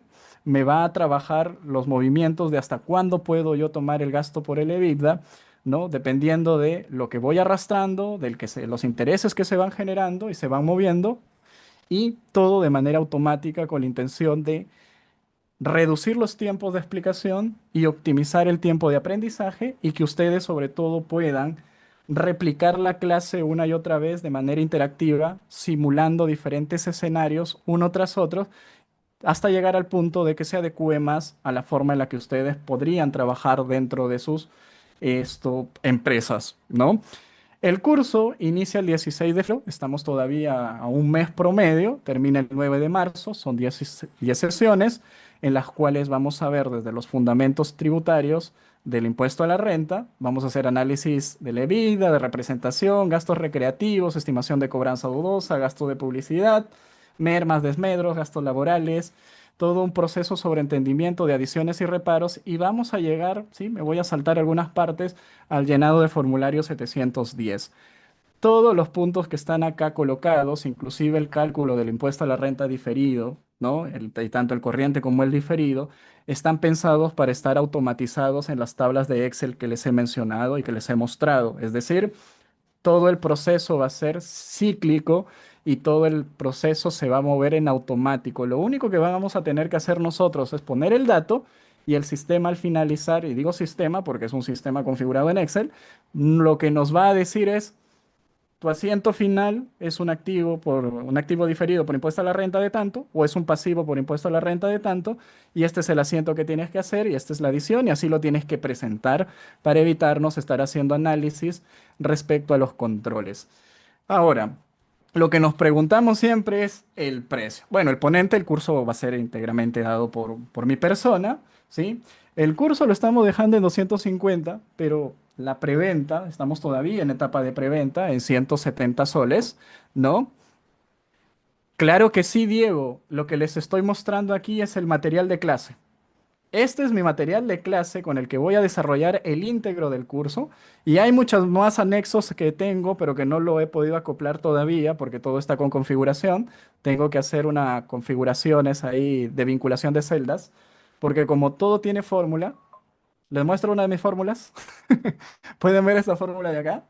Esta fórmula representa una lógica de norma tributaria que me dice que primero debo de compensar los créditos que vienen de años anteriores y una vez que se han agotado los créditos, recién puedo agotar el crédito del periodo, pero que tengo un máximo de 4 años para agotarlo y si no lo agoto lo pierdo. ¿No? Que es lo que nos dice la lógica del EBITDA. Entonces, para poder controlar eso, como te digo, estoy unificando todo el material en una hoja de Excel, en un libro de Excel, que va a ser el material. Permítame darles la promoción del día de hoy. Aquellos que se inscriban hoy, porque todavía estamos a un mes del curso, no solamente les va a costar 170 soles el curso, que incluye el material en Excel que les estoy mostrando, y ojo, les estoy mostrando solo un 20% de todo lo que va a tener, porque va a tener todos los gastos tabulados. Gastos control, de gastos de personal, de gastos de vehículos, de gastos, por ejemplo, de activos fijos, análisis para gastos de inventarios. Todo aquello que vamos a trabajar va a estar automatizado. Además de eso, para aquellos que se inscriban, sobre todo el día de hoy, les voy a regalar uno de los Excel con los que trabajo anticuamiento de deudas. Miren, yo tengo una deuda. Por ejemplo, si voy a presentar un estado financiero, el estado financiero de diciembre de 2025, ¿sí? ¿Qué es lo que está haciendo el Excel? El Excel me está diciendo de que mi deuda de corto plazo está representada por este importe, 717.274, y me está diciendo que mi deuda de largo plazo de ese préstamo son 503.000. Me está sacando cuáles son las próximas 12 cuotas y me está sacando las cuotas pendientes de la deuda de largo plazo. Si yo estuviera presentando en su momento el estado financiero al 30 de noviembre de 2023, por ejemplo, me está sacando cuál es la deuda de corto plazo y me está sacando la deuda de largo plazo, detallándome cuáles son las cuotas y los importes que faltan, ¿no? Las próximas 11 cuotas, bueno, 11 cuotas porque dentro del próximo año solo van a vencer 11 cuotas y estas son las que están pendientes. Es decir, Lo único que van a necesitar ustedes es colocar su cronograma y el Excel va a empezar en automático a separarles las deudas de corto y largo plazo de manera automática, se podría decir, para que ustedes cuando estén presentando sus estados financieros puedan dividir la deuda de corto y largo plazo de manera rápida, sin la necesidad de estar sacando la calculadora o estar haciendo sumas y restas en el Excel, sino simplemente el sistema o el Excel lo haga por ustedes dependiendo de la fecha de presentación del estado financiero. Además de eso, porque estoy de buenas ganas, vamos a tener dos sesiones de tipo de cambio, ¿sí? Vamos a programar dos sesiones de tipo de cambio entre enero e inicios de febrero para aquellos que se inscriban en este curso y podernos sacar de las dudas de cómo es el tratamiento del tipo de cambio en el caso del IGB y el impuesto a la renta, con miras también a hacer nuestra declaración jurada del impuesto a la renta y el tratamiento de las ganancias, pérdidas por inferencia en cambio, el tema del qué tasas o qué tipo de cambio debe usar en el proceso de importaciones, entre otros. ¿Ok? Así que, ¿cómo se llama nuestro curso? Nuestro curso es Cierre Contable Tributario o Cierre 2025. ¿Ok? Recuerden, iniciamos el 16 de febrero todavía.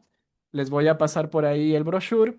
Y recuerden que esta promoción que les estoy dando es exclusivo para aquellos que se inscriban el día de hoy, ¿sí? El día de hoy al curso, yo les estoy regalando este material de el Excel y les estoy dando el acceso a esa clase que vamos a tener de dos sesiones de tipo de cambio, además de que evidentemente van a formar parte del grupo con lo que vamos a iniciar este trabajo, ¿ok? Eh, Vamos a hacer algo en todo caso, ¿sí? Aquellos que estén interesados en inscribirse, escríbanme al interno, les paso en este momento mi número. ¿Ok?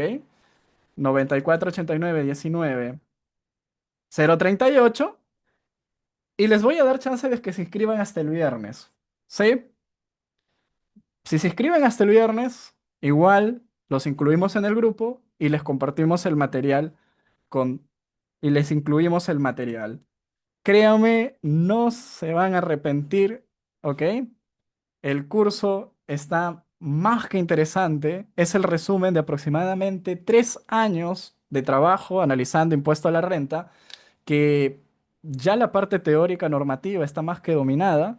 Lo que tocaba hacer es darle un upgrade al material educativo y habiéndolo automatizado de esa forma, nos ahorramos un montón de tiempo en explicaciones y sobre todo nos da la posibilidad de ver de manera dinámica cómo funcionan los movimientos y cómo al final termina determinándose, vamos a decir, el impuesto a la renta. Así que ya lo saben, están invitados a este curso. ¿Ok? NIF para pymes. Vamos a hacer, y eso sí les voy comentando, amigo Edgar, ¿sí? De que las fórmulas están pensadas en una realidad principalmente educativa, ¿sí? Es decir, en cumplir la lógica. Si tú quieres actualizarlas o modificarlas o trabajarlas para una realidad tuya, vas a tener que, vamos a decir, programar las lógicas adaptándolas a como tú consideres, ¿sí? Lo que sí les voy a comentando y voy a ser muy claro es que muchas de las lógicas o de muchas de las fórmulas no van a estar expuestas por un tema de, vamos a decir, derecho de autor. Lo que pasa y que ustedes saben, existe demasiada gente que no lo quiere con una intención académica, sino lo quiere con una intención económica. Si yo le entrego los Excel el 100% expuesto a nivel de fórmulas, créanme que en 2 meses me sacan un curso igualito con otro nombre. Y mi Excel empieza a aparecer por todos lados en un montón de empresas diciendo lo mismo que yo, que lo hemos configurado y que no sé qué, y no sé cuánto, y que nos ha tomado mucho tiempo, que nada. Entonces, por un tema de seguridad y derecho de autor, el 80% de las fórmulas de ese Excel van a estar, vamos a decir, ocultas y protegidas con método Lambda y método LEP. Es decir, va a estar bien difícil que lo puedan copiar los criterios, pero en las clases les voy a dar tips de cómo las van a poder ustedes adaptar a su propia realidad, de cómo podrían modificarlos y créanme que aún así les va a servir bastante para sus condiciones propias y particulares. ¿Sí? Ahora, No les robo más tiempo con el tema de este curso. Ya saben, si quieren esto, inscribirse, separar una vacante, nuevamente les pongo mi número y estamos en contacto. El costo, como les dije, 250 es el costo ordinario, pero lo estamos dejando todavía en etapa de preventa a 170. ¿Ok? Igual les voy a pasar por ahí el brochure por si se animan.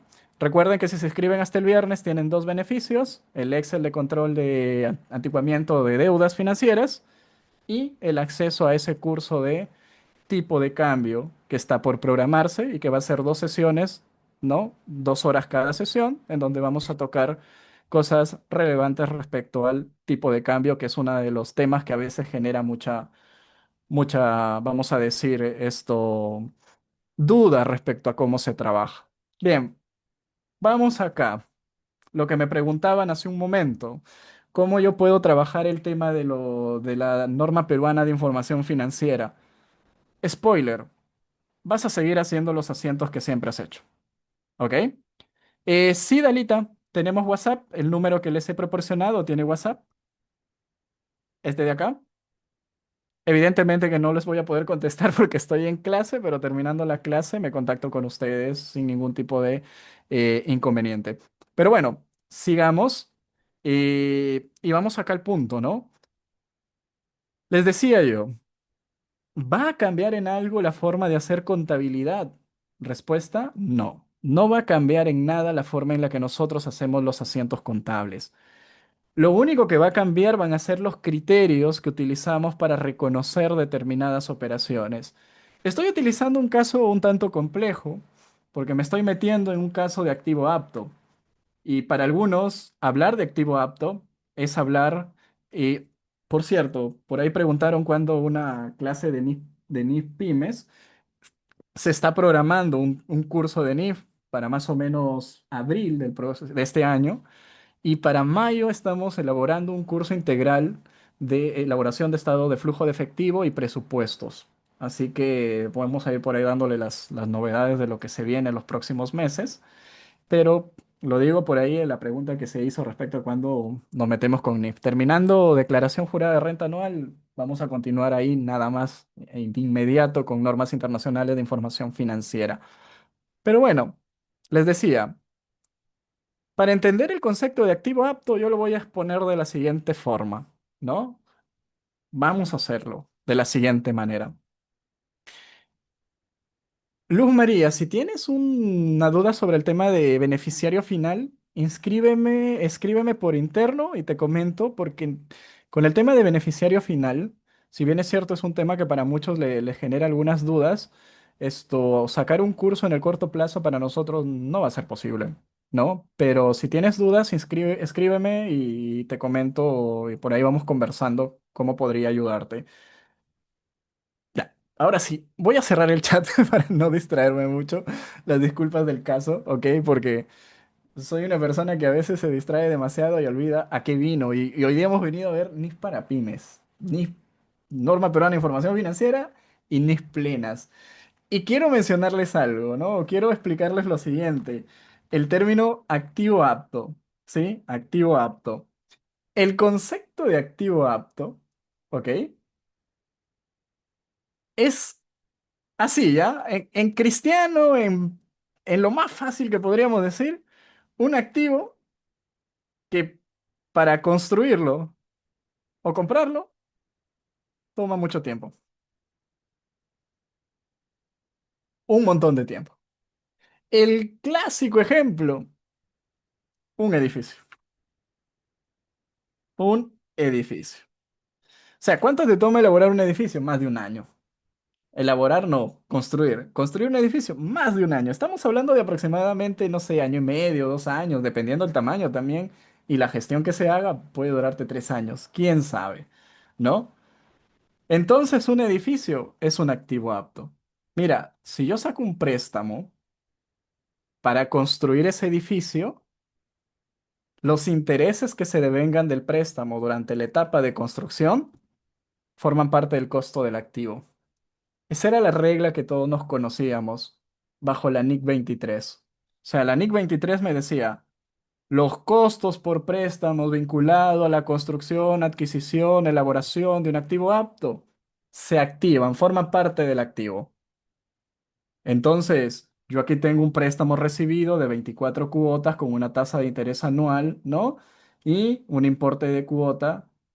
Aquí está la fórmula también de la cuota. Y aquí también está mi fórmula pago. Eh, Vamos a ver si mi préstamo fuera de 120.000 soles. ¿Listo? Me está expresando cuota, me está expresando todo. Les voy a pasar el material. Así que de Yapa se están llevando una calculadora de préstamos, ¿no? Pero está a 24 cuotas. Pero podrían expandir la fórmula si la quieren llevar a muchas más cuotas, ¿no? Quieren llevar el cronograma hacia abajo y poner las 30, 40, se puede trabajar.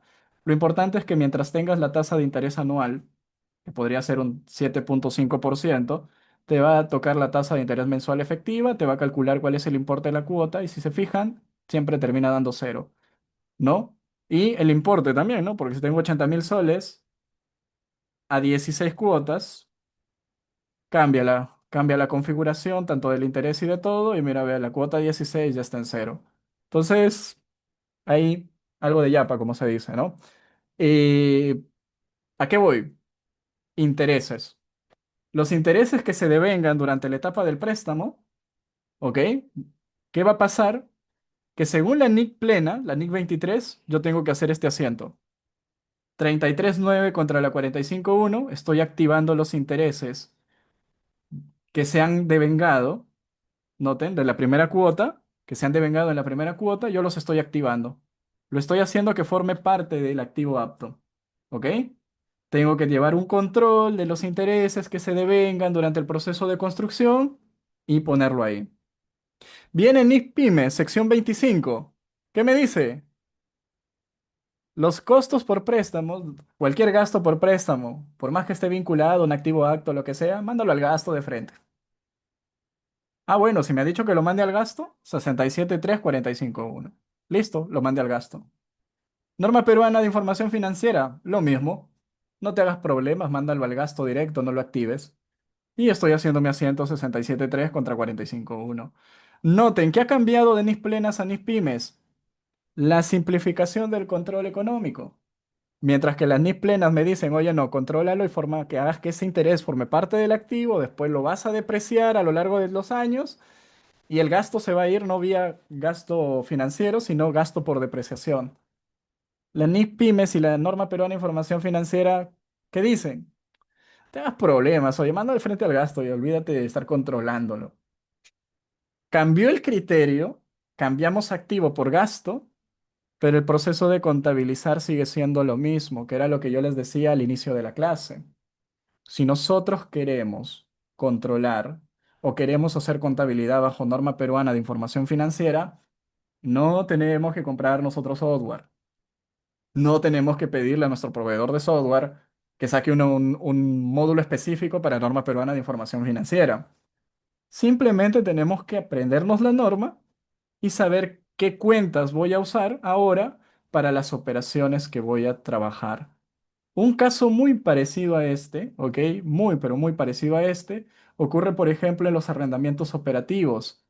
Ustedes saben que bajo NIF 16, las NIF plenas, me obliga a reconocer un activo por derecho de uso, es decir, hacer una 132 y reconocer un pasivo financiero, la cuenta 45. Oye, este es un alquiler de un edificio, el alquiler de una máquina, no es un arrendamiento financiero, no es un leasing, ¿no? Es un arrendamiento cualquiera. Bueno, entonces, ¿qué hacemos? NIF plenas, NIF 16 dice, no, no, no. Si tú tienes un compromiso de pago según contrato durante 2, 3 años, suponiendo de que vas a pagar a lo largo de esos 2, 3 años un total de 200.000 soles, necesitas exponer eso en tu contabilidad. Necesitas exponer que estás endeudado con 200.000 soles por un contrato de arrendamiento. Realidad financiera, mi hermano. Ponlo. Ok, recuerden que las NIS plenas están pensadas para grandes corporativos con usuarios de información exigentes que quieren saber cuánto estás endeudado y cuánto no. Listo. Luego, mensualmente reconoces un gasto financiero y pagas tu cuota, ¿no? Que te corresponde de alquiler. Una dinámica muy parecida a este cronograma, no necesariamente lo mismo, pero sí muy parecido. No es igualito cómo se determina, pero muy, muy, muy parecido a nivel contable de dinámica. ¿Pero qué dice la sección 20 de la NIF para pymes? Reconoce el gasto simplemente por la cuota pagada. O sea, olvídate de que activo por derecho de uso, olvídate de eso, ¿no? 63,42 por la cuota que has pagado. Y la norma peruana de información financiera, lo mismo, no te hagas problemas. Cuando pagas el alquiler, reconoces el gasto y se acabó. Devengo simple. Un devengo muy simple y sencillo. Decir, voy a reconocer el gasto de manera mensual, mientras que aquí me obligan a reconocer un activo por derecho de uso, a reconocer un gasto financiero e ir amortizando las cuotas de alquiler mes a mes. Nuevamente, ¿cambió en algo la dinámica contable, es decir, la forma en que yo hago contabilidad? Respuesta, no, no ha cambiado en nada. Porque voy a seguir entrando, por ejemplo, a mi JB, voy a seguir haciendo diario con conversión y voy a seguir haciendo mis asientos. ¿Qué es lo único que va a cambiar?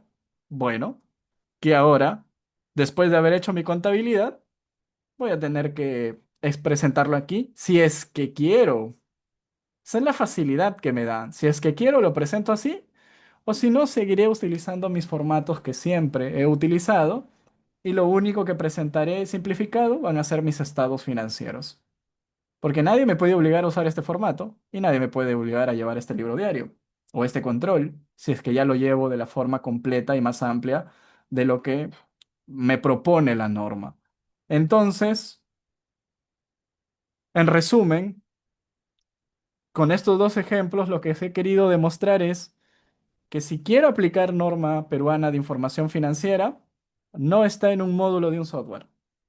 ¿Sí? No está en el reporte que han habilitado para sacar los formatos. No, ahí no está la aplicación de la norma peruana de información financiera. Está en saber qué me pide o qué me faculta o qué me libera y qué me dice de cómo registrar los gastos cada uno de ellos. Es decir, lo que hemos podido observar es NIF plenas, mayor exigencia, NIF pymes más laxo y norma peruana de información financiera mucho más.